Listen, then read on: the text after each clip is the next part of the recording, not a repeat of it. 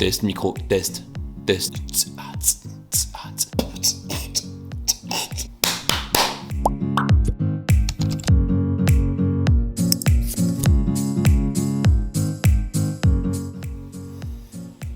Salut à tous, c'est Franck de Jules et Franck. Série et répétition en musculation, c'est un beau bordel. Dans cette vidéo, je vais vous expliquer où en est un petit peu la littérature scientifique par rapport aux séries et aux répétitions, ce qu'on apprend à ce sujet-là aussi en école, et je terminerai par vous donner 2-3 conseils. Série et répétition, qu'est-ce qu'on est censé faire?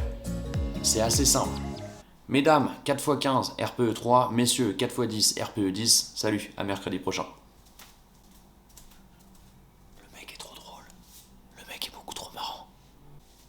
Il existe une multitude d'études qui ont été faites là-dessus pour voir un petit peu les différentes réponses, on appelle ça du coup une réponse, les différentes réponses aux entraînements, voir un petit peu ce que le corps humain pouvait offrir par rapport à certains protocoles d'entraînement. Déjà, on s'est rendu compte assez rapidement que les réponses étaient différentes d'une personne à l'autre, même subissant exactement le même protocole et le même cadre d'entraînement. Donc on pourra à la limite uniquement donner cette phrase-là dans cette vidéo parce que ça résume à peu près tout. En gros, où on en est dans cette multitude d'études, ou vers quoi se dirige plus ou moins le consensus scientifique. C'est un mot qui fait vraiment classe, on n'arrête pas de l'entendre à la télé. Putain. Rien compris, moi. Alors, premier point, on arrive à avoir des réponses à l'entraînement, que ce soit chez les hommes, chez les femmes, et surtout à tout âge. Maintenant, par rapport à ça, les réponses à l'entraînement ne sont pas les mêmes chez tout le monde et on a en majorité des réponses qui sont plus importantes chez les hommes que chez les femmes, mais toute proportion gardée, on suit à peu près les mêmes courbes. Une autre chose soulevée aussi par plusieurs études, c'est que l'entraînement à l'échec n'apporte pas d'intérêt en termes d'hypertrophie, donc de gain de masse musculaire, et en termes de force chez un public non habitué. C'est-à-dire hors public confirmé, tout ce qui est débutant et intermédiaire, le fait de s'entraîner à l'échec n'apporte pas vraiment d'intérêt. Et là déjà, ça casse pas mal d'idées préreçues qu'on a. Bien sûr, dans la plupart de ces études-là, la différence n'est pas entre s'entraîner à l'échec et les couilles. Non, c'est les couilles que j'aurais dû... C'est bon, c'est bon, bref. Mais bien sûr, entre un échec et rester sur une intensité élevée sans s'approcher de l'échec. Autre chose qui va contre un petit peu les courants de pensée qu'on peut avoir, c'est que le volume d'une série, donc le nombre de répétitions dans une série, a tendance à apporter des réponses semblables, qu'ils soient élevés ou non, donc beaucoup de répétitions comme pas beaucoup, à partir du moment où l'intensité est présente. Donc là vraiment ça vient démolir déjà beaucoup de choses qui se disent absolument partout sur les réseaux sociaux et en salle de sport. Donc déjà le principe de je vous en parlerai plus tard dans cette vidéo, mais je vais faire du 15 reps pour avoir tel résultat, ou je vais faire du 5 reps pour avoir tel résultat, ou du 10 reps pour avoir tel résultat. Du coup, il y a des études qui laissent penser, qui montrent plus ou moins que peu importe le nombre de répétitions qu'on va faire, si jamais l'intensité est vraiment présente, les résultats vont être assez semblables. Autre chose assez importante, bon ça qui paraît au final un peu Captain Obvious, mais c'est important de le souligner, le volume d'entraînement complet d'une personne a un impact direct sur l'hypertrophie et la force. Ça veut dire tout simplement que sur un même groupe musculaire, si tu fais 10 séries dans ta semaine, si tu passes à 12, tu as quand même de grandes chances de progresser. Il y a aussi le fait que la fréquence, le volume ou même l'intensité pratiquées de manière trop intense ont tendance à amener à des résultats négatifs sur le corps. Des baisses de performance, des baisses de volume, etc. Oui, c'est souvent ce qu'on appelle le surentraînement, mais en fait c'est bien de venir le définir sous certains de ces aspects. Souvent c'est un volume, une intensité ou une fréquence d'entraînement qui est supérieure à nos capacités de récupération, ce qui donne ces effets négatifs. Dernière information assez importante qui ressort de plusieurs études, c'est qu'à volume égal, une fréquence d'entraînement plus élevée paraît donner de meilleures réponses. Je vais vous donner un exemple tout bête pour mieux comprendre cette situation. Imaginez que pour un seul et même groupe musculaire, vous fassiez 7 exercices. Ça fait beaucoup, mais on imagine ça. Et ces 7 exercices, vous les faites le même jour. Par exemple, on parle là des quadriceps. Le lundi, je fais ma séance jambes et je fais 7 exercices pour mes quadriceps. Et je laisse récupérer mes jambes jusqu'au lundi d'après. D'après plusieurs études, ce serait plus intéressant, au lieu de faire les 7 exercices le même jour, de faire ces 7, mais 1 par jour. Donc d'augmenter la fréquence. Au final, sur la semaine, on a exactement le même volume d'entraînement, le même nombre de répétitions et le même nombre de séries. Seulement, on les a splittés sur plusieurs jours. Et apparemment, la fréquence plus élevée d'entraînement améliorerait plus de réponses, donnerait plus de réponses positives à volume égal toujours. C'est ça qui est très intéressant.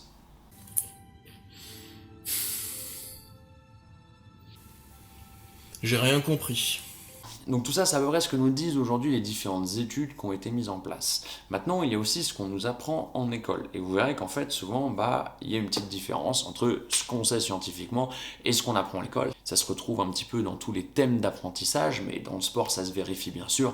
On a quand même quelques années de retard sur les études. Dans les études de sport, on apprend qu'il y a une sorte de nuancier de répétition. Ok ? Quand on parle souvent de répétition, on parle d'entraînement qui a pour but ou de perdre du gras, mais la plupart du temps, de faire grossir sa masse musculaire ou de prendre de la force. Et ce nuancier de répétition, en gros, il va de 1 répétition à environ 20 répétitions.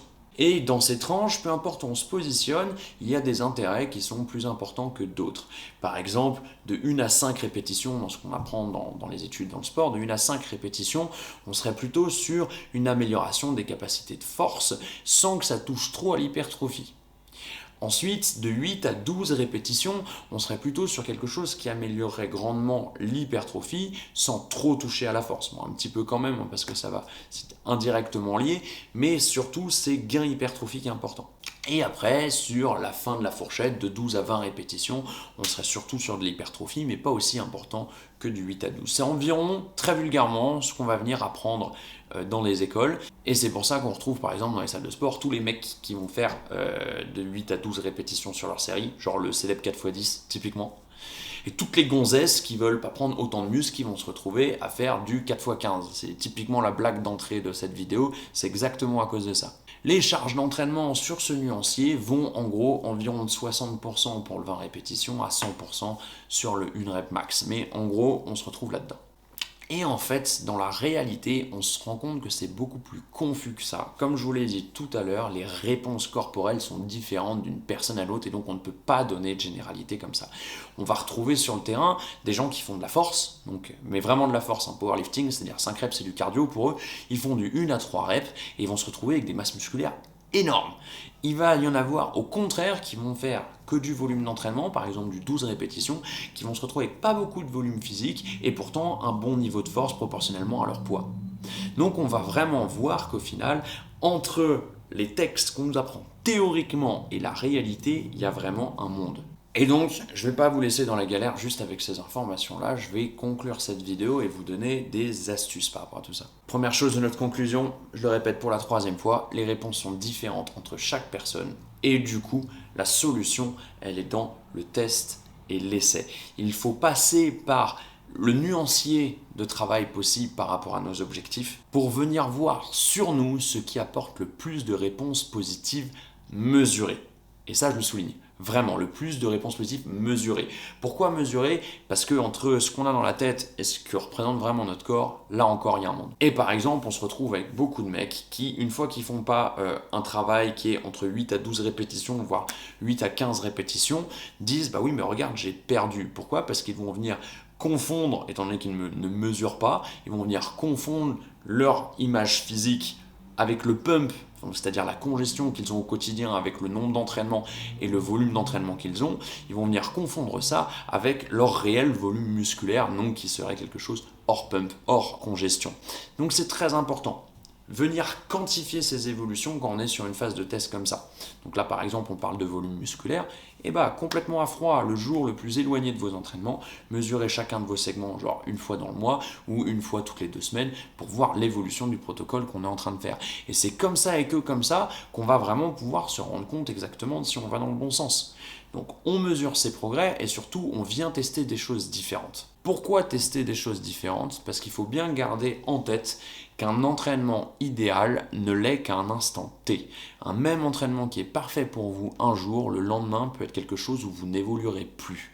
C'est là que c'est important de venir se connaître, tester des choses, connaître ce qui fonctionne sur soi et pas hésiter à changer assez régulièrement de style d'entraînement. Bien sûr, il faut laisser le temps au corps de compenser, de créer ses adaptations. Seulement une fois que les adaptations se ralentissent, une fois qu'on voit qu'on arrive à stagner à peu près, que ça n'évolue pas trop, toujours proportionnellement à ce qu'on arrive à avoir. Mais une fois qu'on voit que ça n'évolue pas trop, c'est le moment où il faut venir basculer, changer d'entraînement, aller tester des choses ou revoir des choses qu'on a déjà testées qui avaient porté leurs fruits.